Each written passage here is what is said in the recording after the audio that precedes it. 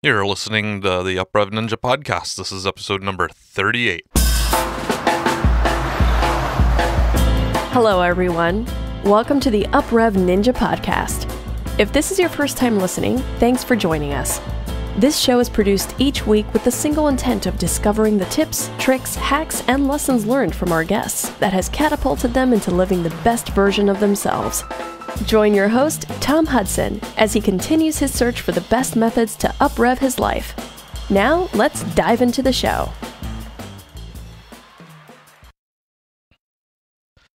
Today's guest on the UpRev Ninja podcast is Edward Plant.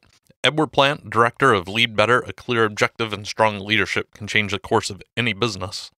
During the course of his 17-year career as an officer in the Australian Defence Force, Ed Plant learned the value of focus, considered decision-making, and leadership.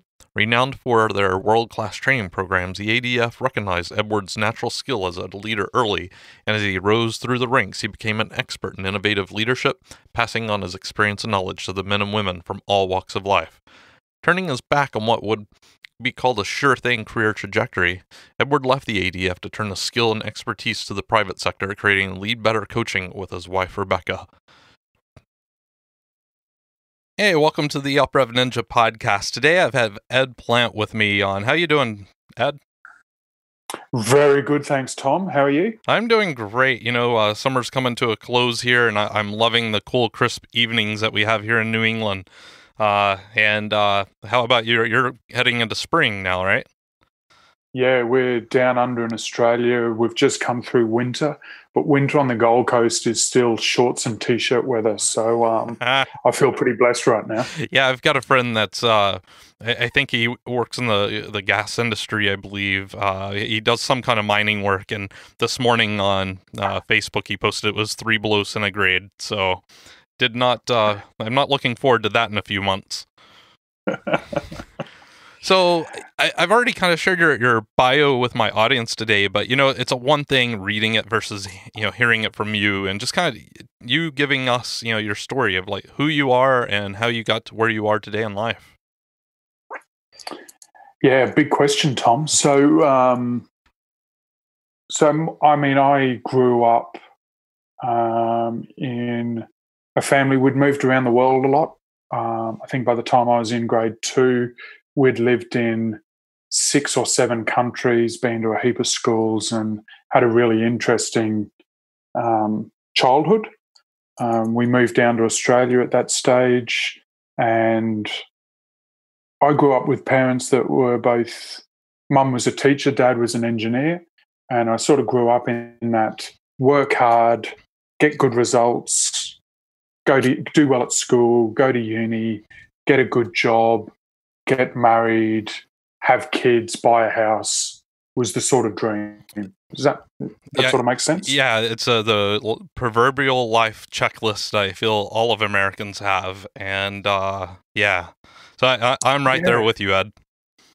And I sort of did that. I did reasonably well at school. I got a engagement from the Australian Army to study civil engineering, become an officer in the Australian Army.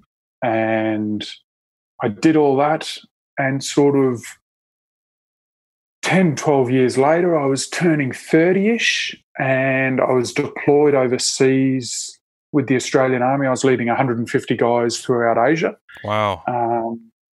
And my world came crashing down with one phone call from my wife saying that we were over and she wanted a divorce. Oh, wow. And I suppose I'd gone through the working hard and that checklist dream. Yeah. And I got to the point and I was just devastated. Came back from deployment.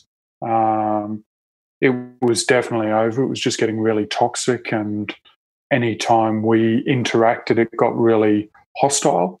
So I was on posting, so I took off on posting a little bit early.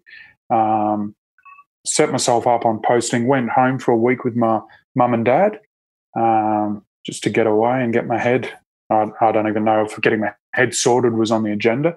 It was just probably going somewhere and dealing with what was happening. It was pretty raw. Right. I had a week with mum and dad, and And then I took off to go back down to my posting and get ready. The day that I left, my old man got diagnosed with terminal cancer. And 6 weeks later, he passed away. Oh my gosh, Ed. Wow, that's So, 6. Wow. yeah. I'm like, what do I say to this? Well, so that's quite a lot of trauma. First off, I was in I don't want to say I was in a similar circumstance. I've got no clue, but I assume the divorce, it sounds like it totally blindsided you, and you had no clue it was coming, right? None. Yeah. None. I mean, a little bit. Well, don't get hindsight, because looking back, yeah, we all see it. Yeah, but like in the moment. Well, yeah, totally. And so I'd lost in a 2-3 month period two of the closest people I had in my life. Wow, I'm really sorry. So, how did you? What was your next step? I mean, you're on post at this point, right? 6 weeks. Yeah, so I ended up starting work. I took a couple of months. I took 2 months off, I think. Stayed up in Townsville with Mum and helped her deal with Dad, and just was able to be around her. That period after a funeral, I think there's a lot of support for somebody that's just lost somebody straight away. But then after the funeral, everybody sort of disperses back into their lives. Right. And that leaves a big gap. So I wanted to be there for Mum. Plus, I probably wanted to be there for me as well. But then I did what I think definitely a lot of Australian blokes do, is put my head down, ignored everything that I'd gone through, and just worked really hard. Probably drank a fair bit and ate a fair bit. And I did that for probably 12 months. And at the end of that 12 months, I had ballooned out to 115 kilos and was really unhappy. Yeah. I just looked back and I went, I'd been working 15-hour days. I was running a course for training captains to become majors in the Corps of Engineers in Australia. And that was full on. And I looked back after the last 12 months and I went, this life sucks that I'm in. Right. I've got to change something. This is just crap. I've done all those checklist things and there I am at 30-ish, separated, overweight, unhappy, working too hard. So I grew up in Texas, and I've been told the culture where I grew up in northern Texas is similar to parts of Australia, where boys, men, they're taught to be stoic, and not to necessarily be vulnerable, to share their feelings and stuff. Does that relate to you back then? Yeah, totally. And even more from the Australian Army, like we're taught to go to war. And to be honest, war's not a real place to take a time out and share your anger or your sadness or the awful things that you've just seen. It's get in and keep going. Right. Yeah. So, when you're, I'm just, there's so much here to process and to think about, Ed, and so many questions I can go down. So, you're there with your mother. This is 6 weeks after the divorce, essentially, correct? About that time frame? I think from separation to Dad passing was maybe 8 weeks. Okay. 10 weeks. So you were still, I assume you're still dealing with your, well, of course, you're still dealing with your divorce at this time. You've got your father passing. You're trying to take care of your mother. When do you come into the picture? When do you start taking care of yourself? I mean, I know you said fast forward 12 months and you're upset, overweight, drinking, just everything. So that light bulb went off. What happened? Was there something? Did you just wake up one day, or did someone say something? What happened to make that light bulb go off for you? What was the light bulb? I don't know if there was one moment. I was so I'd done a 12-month posting in that training role that I'd said. The next year I was on a promotion course for lieutenant colonel. So the Australian Army brings a heap of majors together. They train you to lead 500-600 guys around the world. And I was very blessed. The course that I did was like 6 months work crammed into 12 months. Okay. So there was a heap of downtime. It was sort of the Army saying, hey, you've probably had a really long career. You've worked really hard. This year's about looking after you, family, and just having a more relaxed tempo year. Okay. So I was going into that, and as a result of that, I was changing cities again, and just that preparing to move and change gave me the opportunity to step back and go, hey, I need to make some big changes in my life. Well, And so I did. yeah, no, and I can definitely appreciate that. So what transpired next? I mean, yeah, you've got to make these changes. So where do you go? I mean, you don't talk about your feelings. You're not open. You're not vulnerable. You're surrounded by, people that, you love, that they've got your back, but, they're in the same place as you. They don't share those feelings. Where do you go from there? So I was, so a couple of things happened in around that time. One of them was my ex-wife gave us a call and said, hey, I reckon I've made a big mistake and I'd love a second chance, in a nutshell. Okay. And I was brought up that marriage was forever, and I'm a pretty loyal guy, and that was really challenging because a lot of me was like, I've got to give this another go, right? And that not wanting to give up on that sanctity of marriage, but I did a real lot of soul searching on that, and I just realized it wasn't a forward step for me. It was a backward step. Okay. So I had that conversation with my ex-wife, and I said, hey, I understand what you're saying, but it's not for me. I can't do that. And I really had to put myself first for possibly one of the first times in my life. Yeah. I'd probably put a lot of other people first, particularly in the Army. You're always putting people back or looking after people, supporting people, and doing your best for the team. Soon after that, I had a call from a really good, two of my really good friends. They were married, had a child, and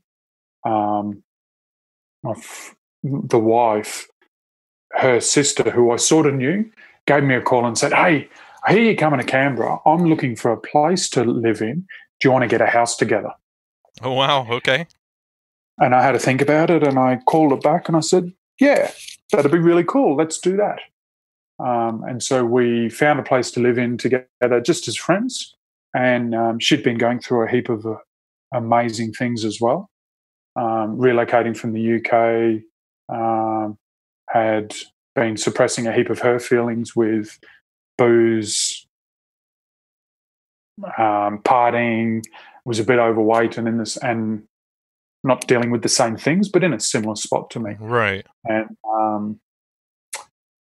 we ended up doing a couple of workshops on emotions, personal development, which really triggered our change.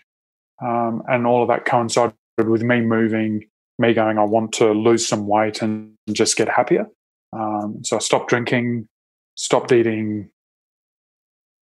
I changed my diet a little bit and started exercising every day. And I sort of lost 22 kilos in 3 or 4 months. Okay, that's good. Got down to a reasonable fighting weight, and about 3 months after us living together as flatmates, we started dating. Okay. And so what's that? That's 7 years ago. Yeah. We're now happily married, 2 amazing kids. I just feel so blessed at the lifestyle I have. And in all of that journey, I think one of the things that has really shone through for me is I could be really angry about what happened with my first marriage. But I am so grateful for what happened with that spot as well, because I wouldn't be in the spot I am today if it hadn't been for that. Yeah, absolutely. I mean, I think that's so good for you to notice. You took a lesson, and I think a lot of people, if every failure, not that it's a failure, but 'cause I've been in the same situation, but anything that we look at, there's always a lesson that can be learned from it. And as long as we learn that lesson, it's going to make us a better person. Or, in this case, your next relationship is going to be that much stronger and better. And, at the end, you're a better person for it. So some people do let that bring them down, though. And obviously you didn't. And that's great. So, well, so I heard a lot of stuff in there, we connected on some of the stuff that held you back. And that's just, being, authentic and, vulnerable. Sounds like you've got that. You've got that. And obviously we always can be better at that, but you're not the person you were 10 years ago. No, totally not. And I mean, one of the upshots of that work, and particularly with Rebecca and the moving through my sadness, my anger, my disappointment, my feelings of failure and all those, was that I learned to communicate better, especially with her. I still find myself sometimes trying to do things on my own and don't reach out as often as I could to friends and people in my network. But I'm a hell of a lot better than I used to be at it. It's people, I think some people just don't understand, because I was so shut off. I thought, like, when you reached out to people, it was a sign of weakness.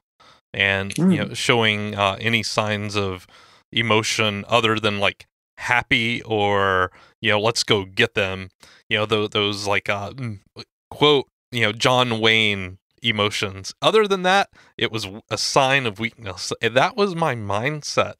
And it's toxic. So I'm amazed I had friends, or I was married at that time, because I was like that. So, well, so, what do you, I love the fact that you and, your wife now, before you were even dating, you went to some of these workshops together, to kind of support each other. But now, it's 7 years later, you've got this family. What do you do now to make sure you two are, staying connected and in harmony, and you're not going back to your old self, either of you? Yeah. And so it's a continual investment from both of us. We run two businesses. We've got a 4-year-old and a 2-year-old. We've just bought a new house, moved into it. We have full lives with a lot on, and it could be really easy for even more to try and get packed into it. And so it's a real balance of making sure we're not investing in too much.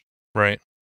To be honest, we're probably invested in too much already, but not taking on extra things and being really clear on priorities.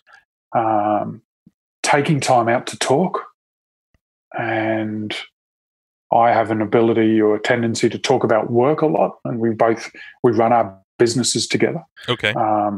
So that can become consuming. So it's really talking about other stuff, and having that time, and some simple things like when I'm with kids, being present, not jumping on phones and checking in on Facebooks, and just sitting down and playing Lego or trains, or being present when I'm there. Yeah, and I think that talking is always huge. When we talk about stuff more, we're connected more. Okay. Yeah, and I agree. Do you have any, do you have like a scheduled time you talk, or do you have like a family dinner, anything like that? I'm looking for, talking's definitely great, and I'm just trying, like, what is it that you do that I could integrate into my life? Is there something, do you do it differently than me? That's what I'm trying to get at. Yeah. and not knowing how you do it, I don't know. But so what do I do? I finish work at 4:00 every day if I can. Okay. And I have a time with kids, help Beck with dinner, and sometimes I do it well, sometimes I don't. Sometimes I'm there at 4, sometimes a bit later. But we do that, and we sit down every night for dinner together. Okay. It's very rare for us to miss a family dinner, and we start off with doing gratefuls. So every night, the kids and us will go around and just share what we're grateful for in the day that's happened. And then that leads to us talking about what we did during the day and other stuff. Dinner's probably more of a time as much as Beck and I want to talk more. It's time for the kids, and the kids, if you don't talk to them, they try and hijack it. So that's sort of kids' time, and then it's after we've put them down we've made them go to bed pretty consistently at around 7:00 every night. Mm-hmm. Mainly because we're exhausted by then and want to be able to shut them down. Right. But then we'll have time where we're planning up talking or sitting down talking. And we won't do it every night, but a couple of times a week, making sure that we just do take time out to chat. Well, I think you've mentioned there's so much value in what you're doing there. I don't know what the culture is in Australia, but you don't hear here in the States many people having a sit-down dinner with their family. You might hear about that on holidays or special occasions, but on a consistent basis, that's pretty unheard of. So right there, that's one big thing, and then the fact that you cook together as a family, that's another. Yeah, that doesn't happen a lot. So, I mean, there's a lot of personal time and interaction that you guys get, even if it's just, hey, can you pass me the onion? It's still, it's down to that day-to-day living and those experiences. And I don't think a lot of people have that in their life. I think that's where a lot of people experience these hiccups and relationships in their life, because it's all about work. Let's watch TV, let's go to bed. And there's no downtime. So you've got a lot of that built in. So congratulations on that. That's pretty significant, Ed. Yeah, thanks. And we work with couples in business. And I think one of the complexities about husband and wife teams that work together, which Beck and I are, is that it's consuming. There's always stuff to do. Yeah. And it can take over those conversations and get involved in it. And I mean, we work with the couples to get their business working better so they don't have to be in doing it as much, which then frees them up for the time to have with family. And for Beck and I, one of our most important values is family, and those relationships. So it's not, let's have a family and then not be there with them. It's really important that they're there. And I think as a dad, my responsibility to my two boys is to be able to be a role model for them to become amazing men. Right. And I mean, Charles is 2, and he now gets up with a knife, and sometimes they're quite sharp knives, but he cuts things when we're cutting things, and he, like, half the stuff we have to throw away anyway, or it doesn't really go with the meal, but he's involved at that age of 2, which I just think is going to be so powerful for him moving forward. Yeah, and I agree with you, Ed, in regards to, being a parent. It is about giving them experiences that, we didn't necessarily have, and more importantly, doing our best to teach them things that that we went through, the traumas that we had, to help help navigate them and not push the same traumas onto them, to break any of those cycles. And I don't know what your childhood was like, but it sounds like what you're doing for your 2 children now is you've definitely, they're not going to grow up to be the person you were 10 years ago. They're going to be who you are today, if and you got to take pride in that, and happiness and solace in that. So because they're that much further ahead of the game. Yeah, absolutely. And one of my big things, and we touched on it at the start, is when I grew up, failing was wrong. Right.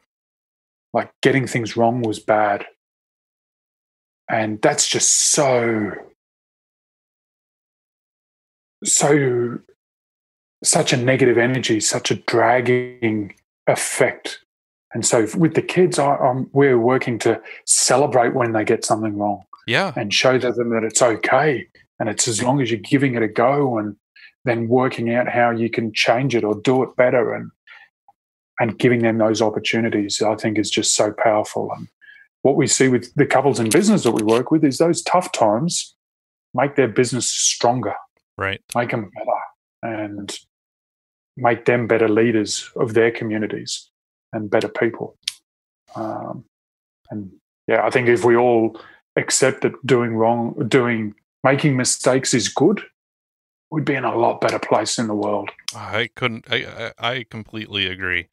I'm in, I think one of the saving graces that I have is I've been in entrepreneurship since I was a teenager, and even more so in the last 10 to 15 years, but failure is praised upon in the world of entrepreneurship, because that's how you learn, that's how you continuously make your products or services better, but outside of that world, outside of entrepreneurship, the corporate world or, the public world, it's seen as a failure. And I think the world is starting to shift. I think maybe it's just the bubble I'm in, and I'm okay with that because I've got a pretty cool bubble. At least your world's starting to shift. Yes, exactly. Well, so Ed, we've talked about this, this journey that you've gone on, with the military and the divorce and the passing of your father, and all the way up to being happily married with this family that you have now. We're always trying to improve us. So there's always something in our life that we're always trying to improve upon. Is there something specific in your life right now that you're trying to work on, either professionally or personally, that you're really trying to get to that next level?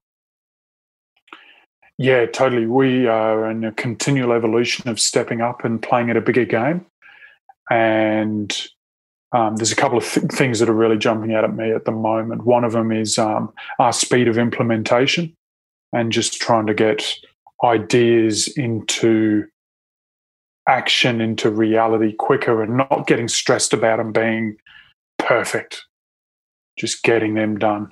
The second is opening up to more opportunity, and instead of putting blinkers on and going, no, that won't work, letting things explore more, and be open to those greater opportunities and just see what will happen out of them instead of shutting them down. And then the last one for me, probably, that I find challenging is standing out as a leader in my world, and beyond. I was taught by the Australian Army to lead soldiers. I've led soldiers and I've trained officers to lead soldiers. I do it naturally, but I'm not a natural bravado, stand out there loud, gather the crowd and tell them exactly what to do. Right. And I think it's an Australian culture a little bit, but not big noting myself or not putting ourselves forward in a big way, which is only holding back the impact that we can have. And so it's that me taking that next step as a leader in my world, and in both of our businesses, as I become a better leader, those communities grow more, be more, get better results, and have a ripple effect throughout their communities. And so that's in the networking business support space, which is one business, and then in the husband and wife business. And what we find with husband and wives, it's an absolutely rewarding world we're working in, that as their business gets better, their relationship gets better, their kids get better, and that just flows out to their family, their staff, and as we can do that more with more husband and wives, that ripple effect gets bigger and bigger and bigger.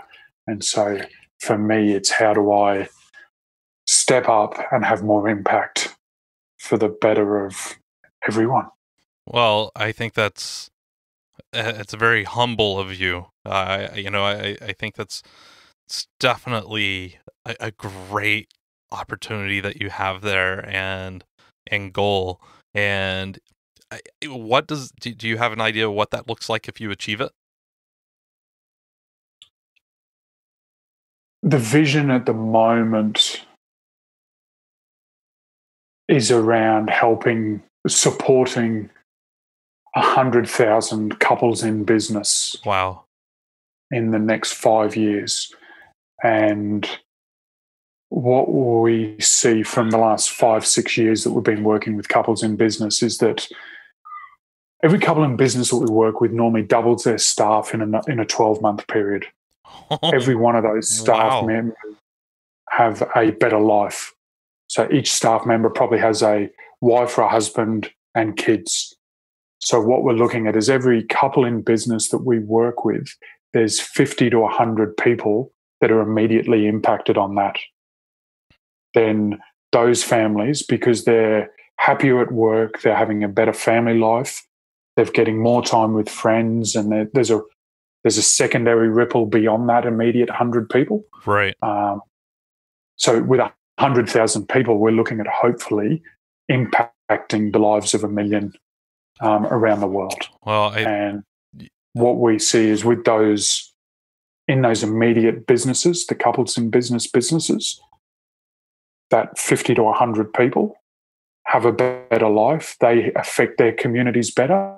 It raises the level of their communities, and that's just good for the world. Well, I love that vision and your mission, Ed, and I think that's, it's stellar. I really think it is, and I love the passion that you've got around this. I definitely think that could make a huge change in the world. So, and the fact that you've already made, impacts on numerous people, hundreds of people, thousands of people, have you, I'm not trying to troubleshoot this for you, but I guess that's kind of where my question's coming from. Have you elicited any of their, you've taken people through this journey and you've brought them to where they are now. Have you elicited their feedback, and not just their feedback, but their help to get you to that next level? Yeah, totally. Okay, totally. Great. And with one of the videos that we've got on our website, it's an amazing story of this husband and wife team that had two kids with special needs, and the lives of their kids, because they've got more time with their parents, they're dealing better with their challenges that the kids have, and it's just amazing. And so one of the projects that we're launching right at the moment is, and I don't know when this goes to air, so it'll be a bit interesting around there, but you'll probably hear it right now first, is an institute for couples in business. Okay. So it's a place where couples in business can go to get support, get help, communicate with people that are going through exactly the same things as them, and harnessing some of the people that we've helped and the wider community for just a safe place worldwide for couples in business to hang out and get support and share and learn from each other. So I guess, if I'm out here in the audience today and I'm listening to this, I could look at this from, two different ways. I could be the person in the audience that was you 10 years ago, or I could be the person in the audience that is a potential client of yours. Regardless, I'm out here in this world. I'm kind of lost. I'm stuck. Not 100% sure where to go. What kind of parting guidance would you give that person? Where here's the first step I would recommend. And by no means, we're all different individuals. There's no silver bullet. I know that. But, what kind of wisdom could you impart and give that person to give them fuel to get to that next step? Yeah, and it's probably something I'm really passionate about. And it's as simple as asking, raise your hand, and just reach out to somebody and say, hey, I'd like things to be better. What do I need to do? What do you reckon? Who should I talk to? How do I get support on this? And one of the reasons I'm passionate about it is even in my community, like we have thousands of people come to our events every year, and I still get people in those communities that don't put their hand up and ask for help. Right. And it frustrates me that there are simple things that we can do to improve people's lives, improve people's businesses. But I'm not a mind reader, and neither is anybody else. So we can't predict or know what you need or want unless you put your hand up and say, hey, I need some help. Where can I get it? Yeah. So the first thing is just put your hand up. Put your hand up through us, but somebody, just do it. Yeah. And let that ripple effect flow. And the amazing things about humans is most of us really are wanting to help. Yeah. But they can't help if you don't ask. Yeah. I agree. Yeah. Thank you, Ed. So, what's the best way for people to connect with you? On this day of digital marketing and everything, it's so many ways. I know. Yeah. I will Google, Facebook, Twitter, LinkedIn, whatever it is. Yeah, and I'll put all of this in the show notes. So yeah. So I mean, reach out. Facebook's a really nice way of connecting. Okay. Search us on Edward Plant, Edward and Rebecca Plant, Institute for Couples in Business, and do that. Or if people are just wanting to check us out a bit more, grab our book. It's called Lead the Ship, and it's about leading your life better, making your life better. So leadership, I think everybody has it. Everybody needs to do it more, even if that's just leading themselves better. So lead the ship. The ship is you, is your family, is your business, is your work, is your sporting team, whatever it is. If you can lead those ships better, you'll be in a better spot. All right. Yeah, and I'll make sure I'll include links to that in the show notes. Is there anything that you're currently working on, a project or anything that you would like to share? I think you mentioned... I think we've touched on it. It's the Institute for Couples in Business. It's a really exciting project for Beck and I. There's nothing... I don't think there's anything like it in the world at the moment. And we're just really excited about the opportunity to create a safe, supportive environment for husband and wife teams, husband teams, wife teams in business together that are going through some really unique complexities with business because of that relationship, and to get them help and support and help them grow. All right. Yeah, it sounds great. And that's actually a path that my wife and I are starting to go down here pretty soon. So I'll definitely be looking into that. So thank you for sharing that. And I guess Ed, just I know it kind of just, we've covered a lot.